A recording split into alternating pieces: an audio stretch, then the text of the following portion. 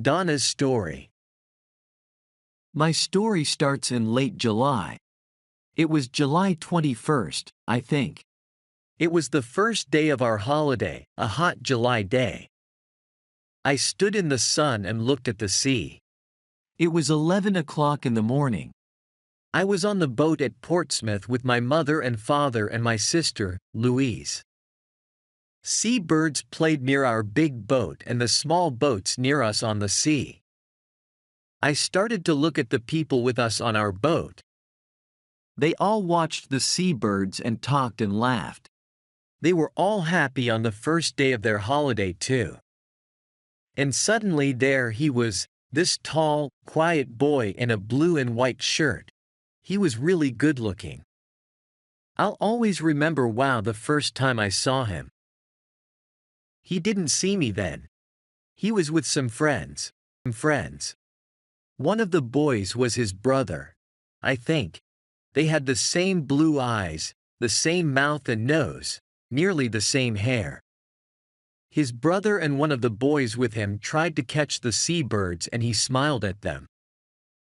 Then they came and stood near us, and they talked about the small boats on the sea. I watched him over Louise's head all the time.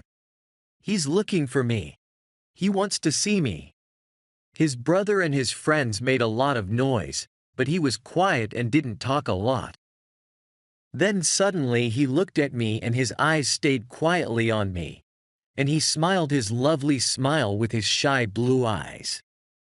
The people near me on the boat, the sun, the sea, the birds, the noise of his friends, time, it all stopped. At that moment there was only him and me and him. Him and his smile for me. Only the two of us. Slowly, very slowly, the boat started to move away, across the water to Spain. It takes a day and a night on the boat from Portsmouth to Santander, in Spain. A day and a night together, on the same boat with him. We'll be on this boat for a day and a night. Perhaps I can talk to him before we arrive there. Perhaps I'll see him again this evening. It was a big new boat with cafes, shops, a cinema and a disco. In the evening Louise and one went to the disco together. We had a Coke and listened to the music and watched the dancers. But he wasn't there. Then suddenly a tall boy in a black and white shirt came in. It was him. He was with a friend. They stopped and looked slowly at all the people in the disco. It was dark in there and he stood and looked for a long time. Then he saw me and he smiled a big, friendly smile. I wanted to stand up and sing and dance. Dance with him. He came across the room and stopped near our table. And he asked me to dance. Do you want to dance? Suddenly he wasn't shy with me. We danced together for a long time after that. But then I looked up and there was a second tall boy in a blue and white shirt at the door of the disco, with the same eyes and the same mouth and nearly the same hair. But the boy near the door had that nice, quiet, shy face, not a big, open, friendly smile. Suddenly I knew. This was his brother with me on the dance floor, not him. I was with the wrong brother. He stood for a moment near the door and watched me and his brother on the dance floor with sad eyes. I wanted to run to him, to take his sad face in my hands and say, sorry.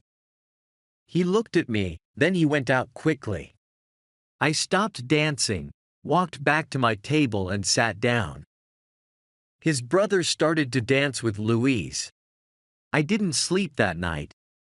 I thought about him all the time, and listened to the noises of the boat and the sea. In the morning I went to the cafe at 8 o'clock and waited there with my sister for a long time. I wanted to say, sorry, to him. I had 4 cups of coffee, and I don't really like. But he didn't come. Where was he? Where was he? At 11 o'clock we arrived in Santander. I wanted to stop the boat. I wanted to stop the holiday, I wanted to go back to England.